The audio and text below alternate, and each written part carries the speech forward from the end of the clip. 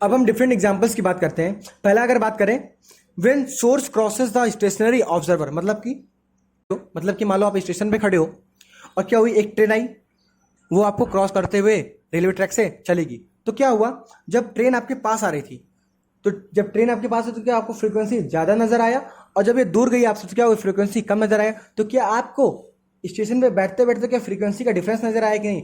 अगर frequency difference आया तो क्या हमें बीट देखने को मिल सकता है कि नहीं? क्योंकि हमें पता है फ्रीक्वेंसी के डिफरेंस को क्या हम बोलते हैं, बीट बोलते हैं। तो यहाँ पे हमें बीट ऑब्जर्व हो सकती है, पॉसिबिलिटी कि हम क्या करते हैं, दो कंडीशन ले लेते हैं। मतलब कि एक ऑब्जर्वर रेस्ट पे, एक सोर्स वीएस वेलोसिटी से आ रही है, दूसरा कंडीशन क्या है, एक ऑब्जर्वर रेस्ट पर और सोर्स जो वो वीएस वेलोसिटी से जा रही है। तो मान लो जो हमें सुनाई दिया साउंड जब सोर्स आ रही थी, तो मान लो हमने एन डैश लिखा, तो देखो ये जब टूवर्ड्स आएगा तो क्या फ्रीक्वेंसी बढ़ेगी, तो एन डैश की वैल्यू होगी is equal to v upon v minus v s into l लिख सकते हैं कि नहीं? क्योंकि देखो टूवर्ड्स आ रही है तो फ्रीक्वेंसी बढ़ेगी, तो न्यूमरेटर की वैल्यू क्या, डिनोमिनेटर की वैल्यू क्या करनी पड़ेगी, कम, तभी तो फ्रीक्वेंसी ज़्यादा हो जाएगी। तो n dash is equal to v upon v s into n. और अगर मान लो हमें जो सुनाई दे रही है जब वेव जा रही है तो उसको बोल रहे हैं, जब सोर्स जा रही है तो हम उसको बोल रहे हैं एन डबल डैश, तो एन डबल डैश की वैल्यू क्या आएगी, v upon v plus v s into n. क्यों? क्योंकि इधर जब सोर्स अवे मूव करिए ऑब्जर्वर से तो फ्रीक्वेंसी कम होगी, फ्रीक्वेंसी कम होगी तो हमें डिनोमिनेटर की वैल्यू क्या करना पड़ेगा, बढ़ाना पड़ेगा। तो v plus v s into n. तो देखो यहाँ पे एन डैश और एन डबल डैश क्या दोनों की वैल्यू में डिफरेंस है, तो हम अगर n dash minus n double dash करें तो क्या चेंज इन फ्रीक्वेंसी आएगी, और चेंज इन फ्रीक्वेंसी को हम क्या बोलते हैं, बीट। तो जो इसकी वैल्यू निकल कर आती है आफ्टर सॉल्विंग वो आती है 2vs upon v into n. तो देखो 2vs upon v into N, यहाँ पे vs क्या है, सोर्स की वेलोसिटी। इसका जो एप्लीकेशन वो आपको पता होना चाहिए। एक एग्जांपल माइंड में याद रखिए। मान लो हम स्टेशन पे बैठे हुए हैं, एक ट्रेन क्या हुई, आई और वो हमसे क्रॉस हो गई, तो जो हमें बीट सुनने को मिलेगा वो मिलने को सुनेगा 2vs upon v into N. अब अगर दूसरे कंडीशन की बात करें, when observer crosses the stationary source, मतलब कि मान लो कोई ऑब्जर्वर है, मान लो कोई सोर्स है रेस्ट पे रखा हुआ है, और जो ऑब्जर्वर है ना वो क्या कर रहा है, इस सोर्स को क्रॉस कर रहा है। अगर एग्जांपल की बात करें, मान लो कोई दुर्गा पूजा चल रहा है, वहां पे बहुत तेजी से क्या हो रहा है, लाउड स्पीकर लगा हुआ है, वहां पे क्या हो रही है, गाना बज रही है। आप क्या कर रहे हैं, गाड़ी पे बैठे हुए हैं और आप वहां से क्रॉस कर रहे हैं। तो क्या ये सेम सिचुएशन आपको समझ में आ रही है? मतलब कि कोई सोर्स है वो रेस्ट पर है और कोई ऑब्जर्वर है वो क्या कर रहा है, उस सोर्स को क्रॉस कर रहा है।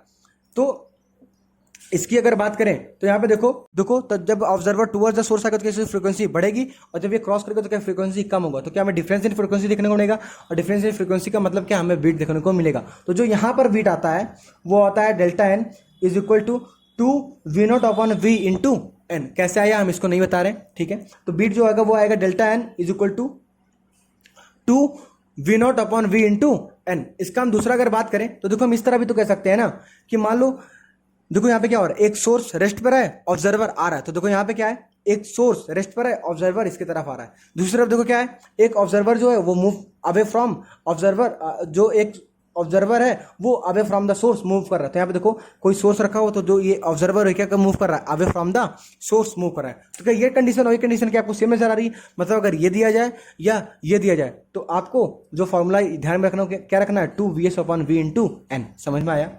अब देखो हम तीसरे कंडीशन की बात करते हैं। इफ ऑब्जर्वर इज स्टेशनरी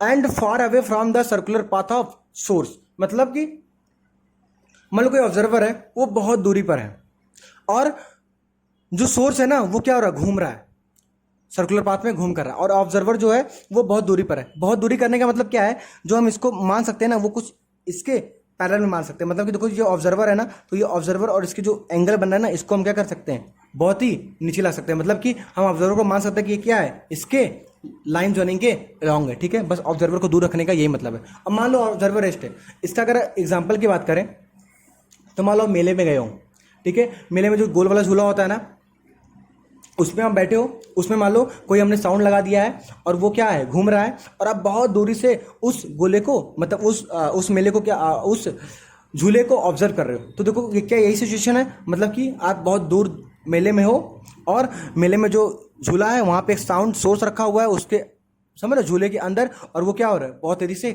घूम रहा है। तो हमें क्या देखने को, तो हम पता करना चाहते हैं कि इस पॉइंट इस पॉइंट इस पॉइंट और इस पॉइंट पे जो हमें फ्रीक्वेंसी देखने को मिलेगी वो क्या देखने को मिलेगी। तो देखो अगर ऑब्जर्वर की बात करें, ये जो फील करेगा, तो देखो इस पॉइंट और इस पॉइंट की बात करें तो देखो ऑब्जर्वर ये है और सोर्स ये है, तो देखो इनके बीच में जो एंगल क्या है वो 90 डिग्री है, मतलब कि जो सोर्स की फ्रीक्वेंसी होगी क्या ऑब्जर्वर वही फ्रीक्वेंसी फील करेगा, क्योंकि देखो इनके बीच का एंगल क्या है 90 डिग्री है। तो मतलब कि यहाँ पे जो अपरेंट फ्रीक्वेंसी होगी क्या आएगी, इक्वल आएगी एक्चुअल फ्रीक्वेंसी के। अगर यहाँ की बात करें तो देखो यहाँ पे सोर्स क्या है ऊपर जा रहा है, और देखो ऑब्जर्वर और सोर्स के बीच का जो एंगल है वो क्या है 90 डिग्री है, मतलब कि यहाँ पे हमें डाउनलोड इफेक्ट देखने को नहीं मिलेगा। मतलब कि जो अपरेंट फ्रीक्वेंसी होगी ऑब्जर्वर जो फील करेगा वो एक्चुअल फ्रीक्वेंसी जो सोर्स की फ्रीक्वेंसी उसके इक्वल होगा। समझ में आया। अब बात करते हैं इस पॉइंट की और इस पॉइंट की। देखो अगर इस पॉइंट की बात करें तो क्या ये जो सोर्स है वो कुछ इस तरह मूव कर रहा है, मतलब कि ऑब्जर्वर की तरफ मूव कर रहा है, मतलब कि यहाँ पे क्या होगी फ्रीक्वेंसी बढ़ेगी। अब देखो फ्रीक्वेंसी जब बढ़ेगी तो देखो क्या लिखेंगे इसके बीच में, तो जो फ्रीक्वेंसी लिखेंगे n dash is equal to, क्या ये सोर्स ऑब्जर्वर की तरफ मूव कर रहा है, मतलब फ्रीक्वेंसी क्या होगी बढ़ेगी। तो जो ऑब्जर्वर ऊपर की बात करें तो v प्लस माइनस जीरो, क्योंकि ऑब्जर्वर की वेलोसिटी जीरो है।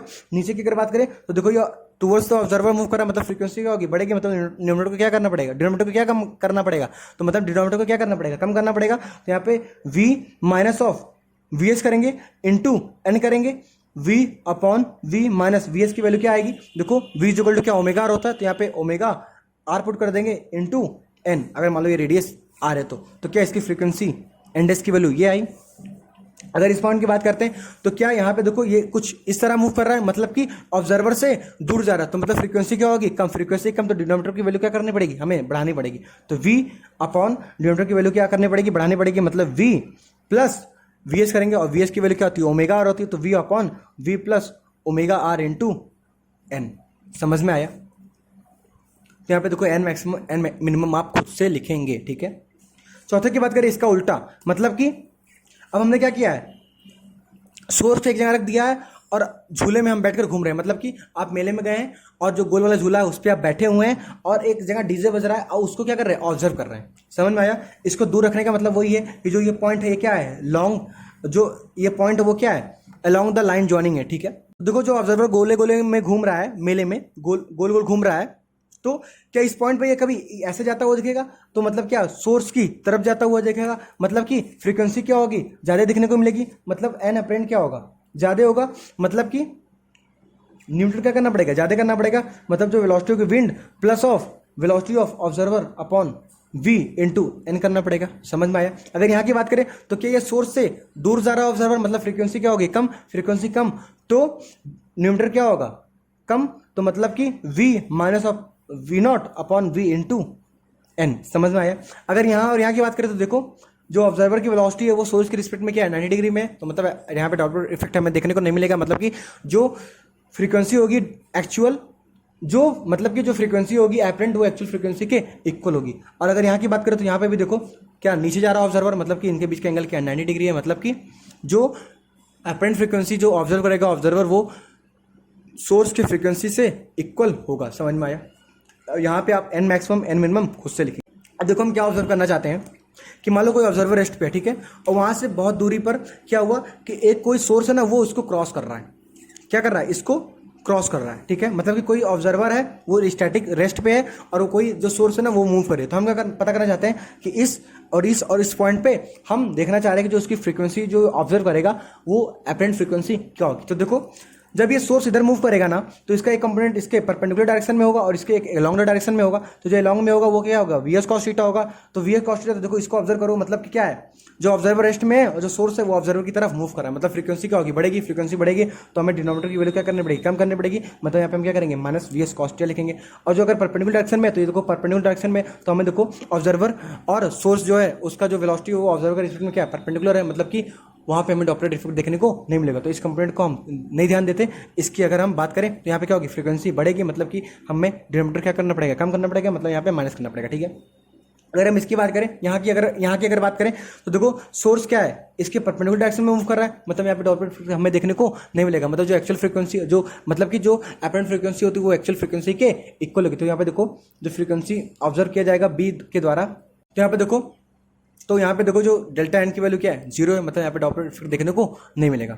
अगर यहाँ की बात करें तो देखो ये क्या सोर्स ऐसे मूव कर रहा है, अगर ये एंगल थीटा है तो क्या ये भी एंगल थीटा होगा। तो यहाँ पे देखो जो इसका कंपोनेंट होगा क्या V S cos theta cos theta होगा, मतलब कि जो ऑब्जर्वर के रिस्पेक्ट में जो सोर्स है क्या हो रही है, दूर भाग रही है, दूर भाग रही है, तो क्या होगा, फ्रीक्वेंसी कम होगा, फ्रीक्वेंसी कम होगा तो डिनोमिनेटर की वैल्यू क्या करना पड़ेगा, बढ़ाना पड़ेगा, मतलब v plus of V S cos theta लिखना होगा इनटू n, और यहाँ पे जो इसका परपेंडिकुलर कंपोनेंट होगा वो क्या होगा, इसके 90 डिग्री पे होगा, मतलब कि इसका जो इसके रिस्पेक्ट में जो डॉपलर इफेक्ट हमें देखने को मिलेगा वो क्या होगा, जीरो होगा। समझ में आया? तो इस पॉइंट पे हम फ्रीक्वेंसी को, अपरेंट फ्रीक्वेंसी को लिख सकते हैं। अब हम बात कर रहे हैं 6 पॉइंट की, effect of reflection in Doppler effect. मतलब कि मान लो कोई सोर्स है, उससे कोई फ्रीक्वेंसी की मान लो वेव प्रोड्यूस हो रही है, वो किसी बहुत बड़े पहाड़ से टकराए और फिर वापस आए, तो उसको हम बोलेंगे रिफ्लेक्शन। तो हम उसका ऑब्जर्व करना चाहते हैं, कोई ऑब्जर्वर वो किस तरह ऑब्जर्व करेगा, हम उसकी बात करना चाहते हैं। तो देखो पहला कंडीशन क्या है कि कोई सोर्स है वो v वेलोसिटी से मूव कर रहा है, vs वेलोसिटी से, और कोई पहाड़ है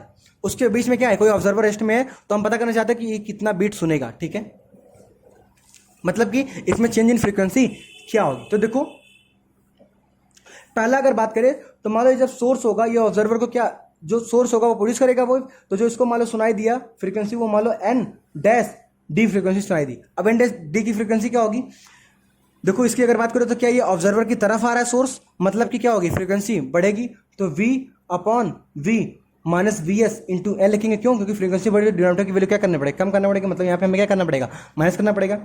और दूसरी बात क्या है कि ये जो सोर्स है ये दूसरा क्या करेगा, इस माउंटेन को भी फ्रीक्वेंसी देगा, मतलब कि ये जब वेव प्रोड्यूस होगी तो क्या माउंटेन से भी टकराएगी, और मान लो जो टकरा रही फ्रीक्वेंसी वो क्या है, एन डैश है।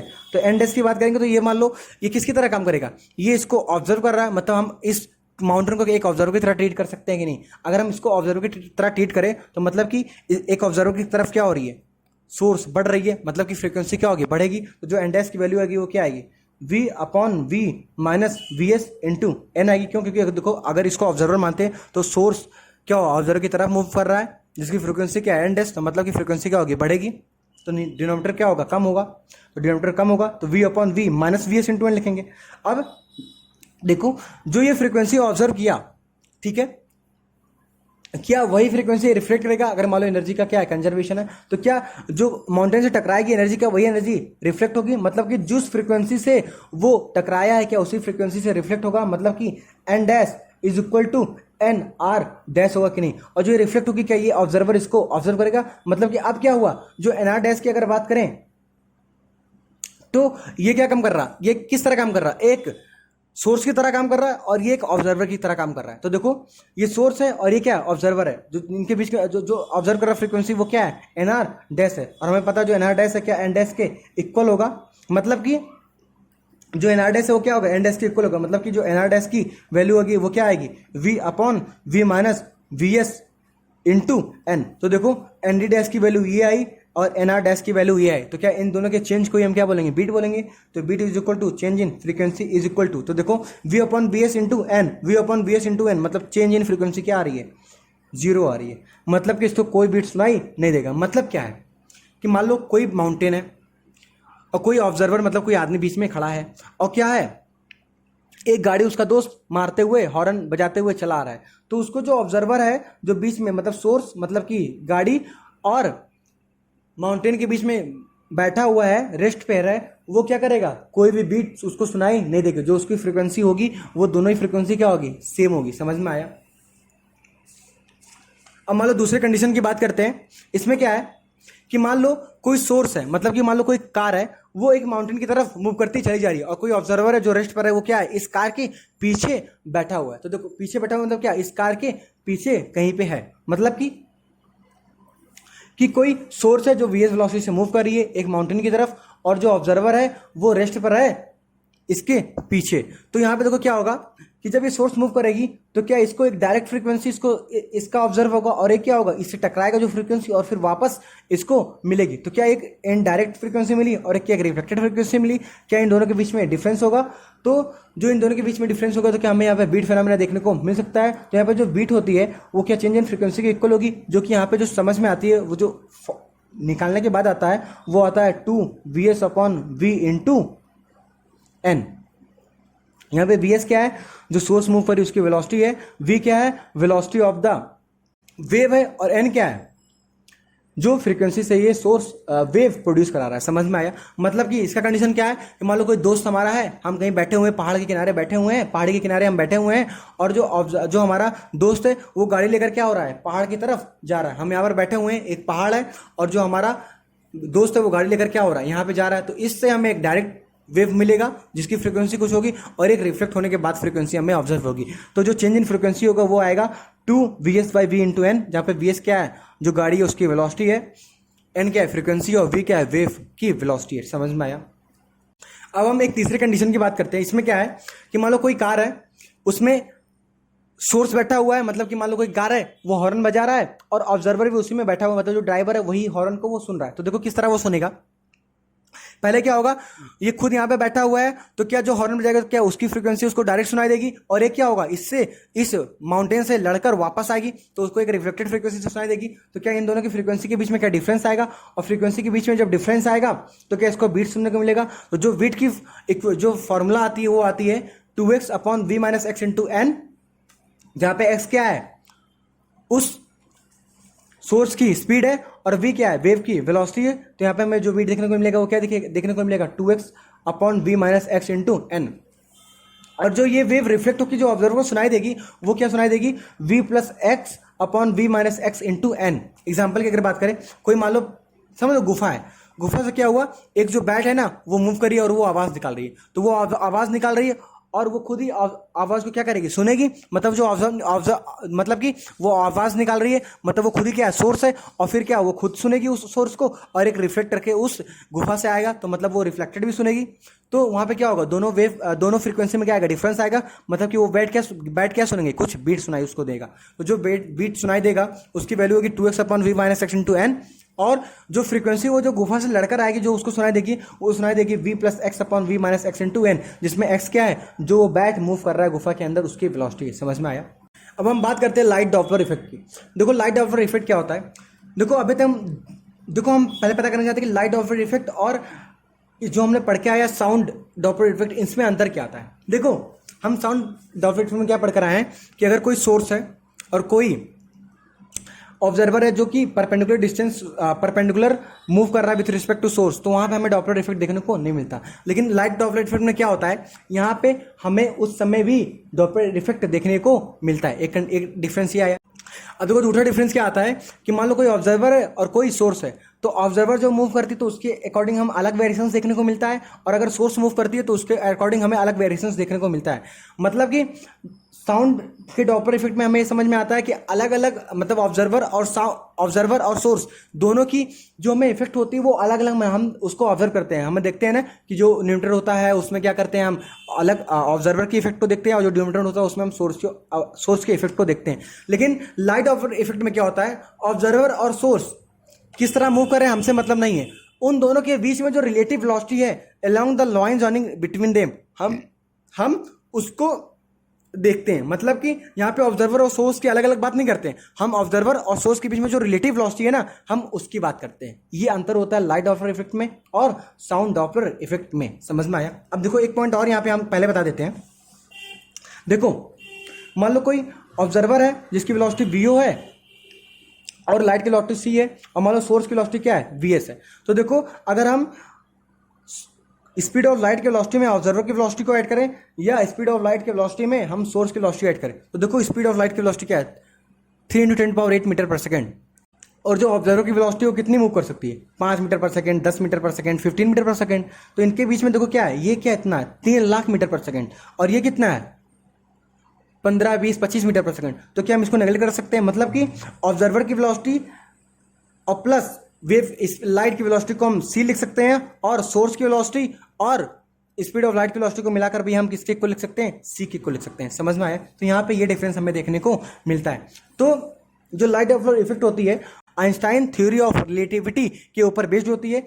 आइंस्टाइन बोलते हैं कि जो अपरेंट फ्रीक्वेंसी हमें देखने को मिलेगी लाइट वेव के रिस्पेक्ट में, n dash is equal to √1 ± v/c upon 1 ± v/c into n। अब देखो अब मान लो कि जो रिलेटिव मोशन है उन दोनों के बीच में टुवर्ड्स है, समझ में आया? तो यहाँ पे क्या होगा, फ्रीक्वेंसी बढ़ेगी तो फ्रीक्वेंसी बढ़ने के अकॉर्डिंग क्या होगा, न्यूमरेटर बढ़ेगा और डिनोमिनेटर क्या होगा, कम होगा। तो न्यूमरेटर बढ़ेगा तो मतलब यहाँ पे हम प्लस लेंगे और न्यूमरेटर क्या होगा, कम होगा तो मतलब यहाँ पे हम क्या लेंगे, माइनस लेंगे।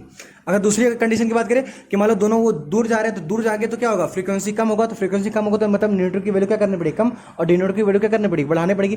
तो न्यूमरेटर की वैल्यू कम करने का मतलब क्या है, यहाँ पे माइनस लेना पड़ेगा और डिनोमिनेटर बढ़ाने का मतलब क्या है, यहाँ पे प्लस लेना पड़ेगा। और यहाँ पे वी क्या है, मतलब सोर्स और ऑब्जर्वर के बीच में क्या जो रिलेटिव वेलोसिटी है ना, उसकी हम बात कर रहे हैं। यहाँ पे ऑब्जर्वर और सोर्स को हम अलग अलग नहीं देखेंगे, एक साथ देखेंगे उनके बीच में रिलेटिव वेलोसिटी क्या है। तो देखो यहाँ पे v क्या है, v is the relative motion या speed between the source and observer. For example अगर कंडीशन की बात करें कि मान लो कोई सोर्स है वो रेस्ट पे है और ऑब्जर्वर क्या है, व्हील वेलोसिटी से मूव कर रहा है। दूसरा कंडीशन क्या है, मान लो ऑब्जर्वर रेस्ट पर है और सोर्स क्या है, v वेलोसिटी से मूव। और तीसरा कंडीशन क्या है, जो सोर्स है और वो ऑब्जर्वर है वो दोनों v/2 वेलोसिटी से मूव कर रहे हैं। तो देखो इन तीनों के बीच में जो रिलेटिव मोशन क्या है, उनकी वेलोसिटी क्या है, क्या यहाँ पे भी v है, क्या यहाँ पे भी v है, और क्या इन दोनों के बीच में भी क्या है, v/2 प्लस v/2 क्या v है। मतलब इनके बीच में जो रिलेटिव वेलोसिटी वो क्या है, v है। तो देखो हम अगर इसमें वैल्यू पुट करना चाहें तो n dash is equal to √1 plus minus v/c upon 1 plus minus v/c into n। अब देखो इन दोनों के बीच में देखो रिलेटिव वेलोसिटी क्या है, v है। मतलब देखो सोर्स की तरफ ऑब्जर्वर मूव कर रहा है, सोर्स ऑब्जर्वर की तरफ मूव कर रहा है, सोर्स ऑब्जर्वर एक दूसरे की तरफ मूव कर रहे हैं। तो यहाँ पे क्या होगा, फ्रीक्वेंसी बढ़ेगा। तो फ्रीक्वेंसी में बढ़ाना तो न्यूमरेटर की वैल्यू क्या करनी पड़ेगी, बढ़ाना पड़ेगी, और डिनोमिनेटर की वैल्यू क्या करनी पड़ेगी, कम करनी पड़ेगी। तो यहाँ पे देखो न्यूमरेटर की वैल्यू बढ़ाने के लिए हम ऐड करेंगे और डिनोमिनेटर की वैल्यू को घटाने के लिए हम यहाँ पे क्या करेंगे, माइनस करेंगे। तो जो एंड की फ्रीक्वेंसी आएगी वो आएगी √1 plus v/c upon 1 minus v/c का √ इंटू n। अब देखो इसको हम सॉल्व करते हैं। तो देखो जो एंड की वैल्यू आई थी वो क्या आई थी, √1 plus v/c upon 1 minus v/c into n। अब देखो हम इसको क्या इस तरह लिख सकते हैं, 1 प्लस v/c पे पावर 1/2 और 1 माइनस v/c पे पावर 1/2 माइनस के साथ इंटू n, क्योंकि देखो ये ऊपर जाएगा तो क्या साइन माइनस आएगा। अब देखो v क्या है, c के रिस्पेक्ट में बहुत कम है, तो क्या हम यहाँ पे बाइनोमियल एक्सप्रेशन लगा सकते हैं। मतलब 1 प्लस v/c और ये इस पावर क्या आ जाएगा, आगे आ जाएगा। यहाँ पे 1 माइनस माइनस पावर आगे आ जाएगा तो 1 माइनस माइनस क्या हो जाएगा, प्लस v/c, और यहाँ पे नीचे आएगा 2 इंटू n। अब देखो क्या इसको लिख सकते हैं, 1 प्लस v/2c का स्क्वायर इंटू n। और फिर यहाँ पे देखो v बहुत ही कम है तो क्या ये आगे आ जाएगा, मतलब 1 plus 2 into v upon 2c into n। तो कट गया तो क्या है, 1 प्लस v/c इंटू n। तो देखो यहाँ पे हमने वही लिखा है। तो एंड की वैल्यू क्या होगी, 1 plus v/c upon 1 minus v/c under root में इंटू n। और इसको हम सॉल्व करेंगे तो किसके सिमिलर आएगा, 1 प्लस v/c इंटू n। और अगर देखो हम इसको मल्टीप्लाई करें तो n plus v/c into n आ जाएगा। और अगर इसको ले जाए तो क्या delta n is equal two plus of v/c into n आएगा कि नहीं। और ऐसा ही लैम्डा की बात करें तो v इज इक्वल टू क्या होता है, n लैम्डा। तो लैम्डा इज इक्वल टू क्या होगा, v/n। तो ये ऊपर जाएगा तो यहाँ पे क्या होगा, माइनस आएगा। तो देखो v इज इक्वल टू क्या होता है, n लैम्डा। तो लैम्डा इज इक्वल टू क्या होगा, v/n होगा। तो जो लैम्डा की वैल्यू आएगी वो क्या आएगी, यहाँ पे देखो प्लस है ना, तो यहाँ पे क्या आएगा 1 माइनस v/c इंटू लैम्डा, यहाँ पे क्या आएगा, माइनस आएगा। और डेल्टा लैम्डा की वैल्यू क्या आएगी, इसको मल्टीप्लाई करो इधर ले जाओ तो क्या आएगा, minus of v/c into n। समझ में आया। मतलब कि जब कोई सोर्स और ऑब्जर्वर के बीच में रिलेटिव वेलोसिटी मान लो v है, वो किसी भी तरीके से है, ठीक है, हम अलग अलग देखेंगे नहीं, एक साथ देखेंगे। लाइट डॉपलर इफेक्ट यही बोलता है। तो अगर सोर्स और ऑब्जर्वर के बीच में कोई रिलेटिव वेलोसिटी v है तो जो उसकी वैल्यू आती है फ्रीक्वेंसी की वो आती है 1 प्लस v/c इंटू n, और लैम्डा क्या आता है 1 माइनस v/c इंटू लैम्डा। और जो डेल्टा n की वैल्यू आती है वो आती है प्लस v/c इंटू n, और लैम्डा की वैल्यू आती है डेल्टा लैम्डा इज इक्वल, और डेल्टा लैम्डा की वैल्यू आती है माइनस v/c इंटू लैम्डा।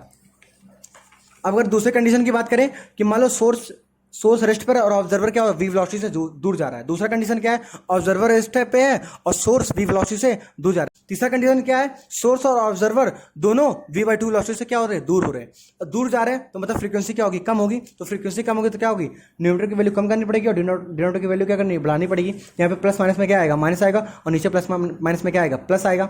अब इसको फिर जब सॉल्व करते हैं तो जो वैल्यू आती है 1 माइनस v/c इंटू n आती है। तो डेल्टा n की वैल्यू क्या यहाँ से आएगी, माइनस v/c इंटू n आएगी। और लैम्डा डैश की वैल्यू क्या आएगी, इसकी उल्टी आएगी। मतलब कि यहाँ पे प्लस आएगा, यहाँ पे माइनस आएगा।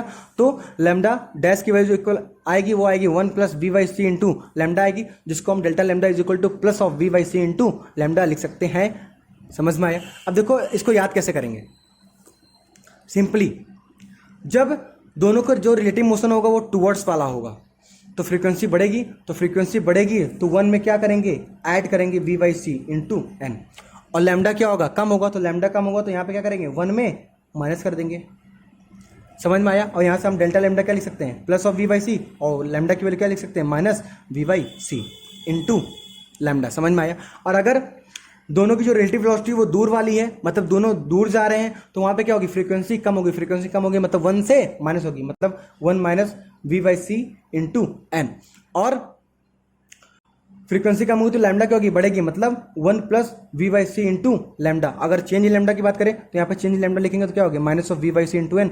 और चेंज इन लैम्डा की बात करें तो क्या, plus of v by c into lambda आएगा। समझ आया। ओवरऑल क्या है कि मान लो सोर्स और ऑब्जर्वर दोनों वी वेलोसिटी से रिलेटिव वी वेलोसिटी से क्या हो रहा है, टुवर्ड्स मूव कर रहे हैं, तो वहां पे फ्रीक्वेंसी बढ़ेगी, तो हम 1 में प्लस लगाएंगे, मतलब 1 plus v by c into n होगी, मतलब फ्रीक्वेंसी बढ़ेगी, तो हम 1 में क्या करेंगे, ऐड करेंगे, तो 1 plus v by c into n करेंगे, और लैम्डा उसके कॉरस्पॉन्डिंग क्या होगा, कम, तो मतलब 1 में से माइनस करेंगे v by c into lambda. और अगर दोनों दूर, ऑब्जर्वर और सोर्स दोनों दूर जा रहे हैं, तो मतलब फ्रीक्वेंसी कम होगी, तो मतलब 1 में हम क्या करेंगे, माइनस करेंगे, तो 1 minus v by c into n करेंगे, और फ्रीक्वेंसी उसके कॉरस्पॉन्डिंग लैम्डा क्या होगा, बढ़ेगा, तो मतलब 1 में 1 प्लस ऐड करेंगे, मतलब 1 plus v by c into lambda करेंगे। समझ में आया। और उसके कॉरस्पॉन्डिंग हम डेल्टा लैम्डा और डेल्टा एन की वैल्यू हम फाइंड कर सकते हैं। समझ में आया।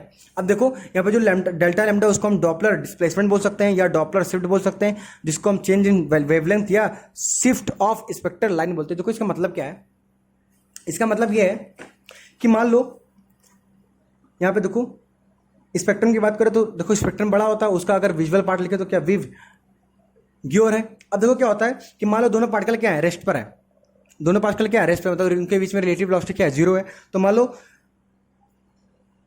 जो विवग्योर है ना कुछ इस तरीके से है। समझ में आया। मतलब जो इसका स्पेक्ट्रल लाइन का जो पैटर्न है ना वो कुछ इस तरीके से, ठीक है। अब क्या हुआ, जो पार्टिकल्स है ना वो मूव कर लेंगे दोनों एक साथ। अब दोनों जब ऑब्जर्वर और सोर्स जब एक साथ मूव करेंगे तो फ्रीक्वेंसी क्या होगी, बढ़ेगी, और लैम्डा क्या होगा, कम।